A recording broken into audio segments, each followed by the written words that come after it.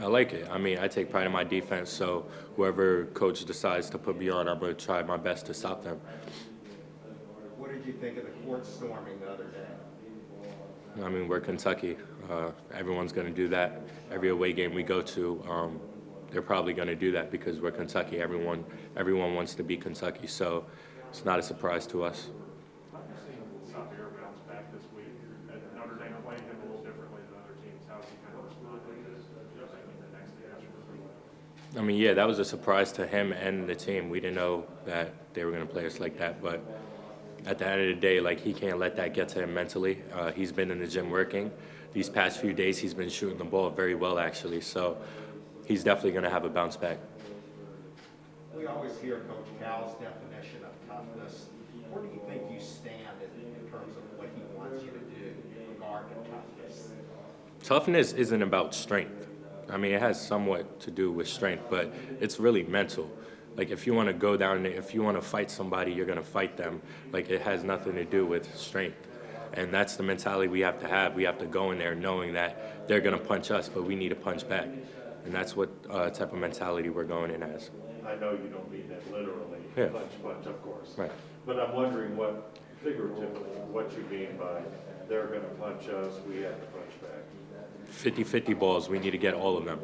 Rebounds, offensively and defensively. We need to play defense.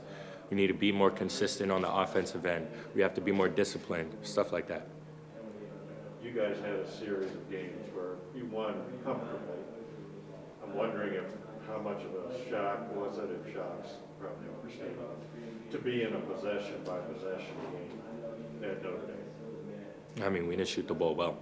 And I said this previously in other days that we need to get more consistent shooting the ball. We shot 2 for 19 from the 3, and that says a lot. So we just have to, we got in the gym, we're shooting a lot, we're making shots, so now we have to find a way to transfer that over to gameplay.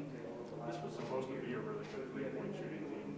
How do team-wide slumps like that happen when you don't have a good shooter? I mean, we're human. People have off days. We had an off day, now we have to find a way to bounce back, and that's what we're going to do.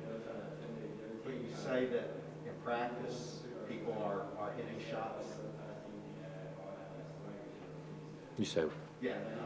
so, Practice, yeah, people are hitting shots. It's not transferring over to game time. Coach always emphasizes ball in the air, feet in the air, so shooting game rep shots. Sometimes people want to wind it up and try to shoot their shot, but that's not how it's going to be in the game. So we've been working on, we've had a 5-minute shooting drill this whole week where we're just shooting the ball and we're shooting it at a game level speed. So that's what we're doing to prepare for the next game. Who's shooting well? You said guys are shooting well. Who? I think everyone. Yeah, I feel like with me being more aggressive, it helps Xavier because, like, if I'm being more aggressive, then I feel like once I start driving, they're going to have no choice but to help. And once I kick it out to him, I'm very confident that I know he'll knock it down.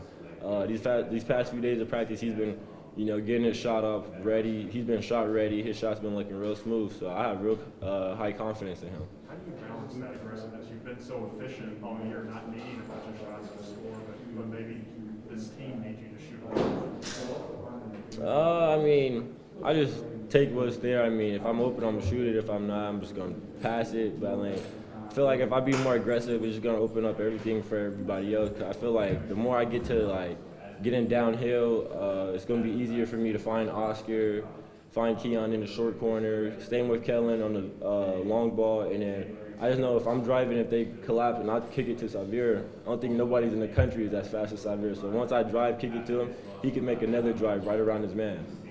Notre Dame, they obviously gave Xavier the shot. Go ahead and shoot. How does that play on a player's mind? The other team is not even going to guard you. It kind of messes with your head a little bit. I could kind of see it in his face a little bit. But I mean, after the game was over, we talked, and I just pretty much told him, you're fine. We all know what you could bring to this team.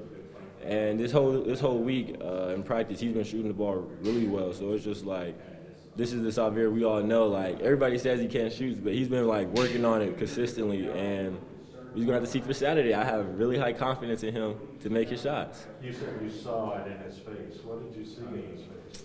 I just seen he was just not like mentally in it. And then after the game, he was just like, you could just see it in him. Like he felt like he let the team down. But I mean, I told him it wasn't just him. It was like it was a whole group collectively. Like we should have won that game. So it wasn't just on him.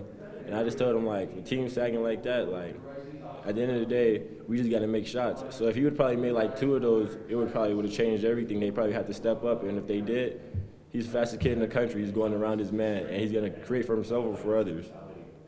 On that last play of the game when you drove, I'm assuming it wasn't a cold play or a strategy thing. How did that unfold? So once they scored, Keon threw it into me, and I looked right at Coach Cal, and then he just waved his hand. And then I've been in situations like that before, so I was just like, I was comfortable. I mean, I got to the rim. I just felt like the take wasn't strong enough. I wasn't being like strong going in there. I was going in there trying to get fouled instead of trying to just complete the play. And I just felt like if I tried to complete the play and actually finish it, I probably would have instead of just looking to draw a foul. Yeah, did you get fouled or how much contact was it? I mean, it was a little bump, but I mean, it was not enough to call a foul. I just got to be stronger and play through that. Coach said after the game maybe he's second guessing himself, maybe he should have called the timeout. And for whatever reason, I'm wondering if you got any sense of going forward if a situation like that comes up again. Would there be a timeout?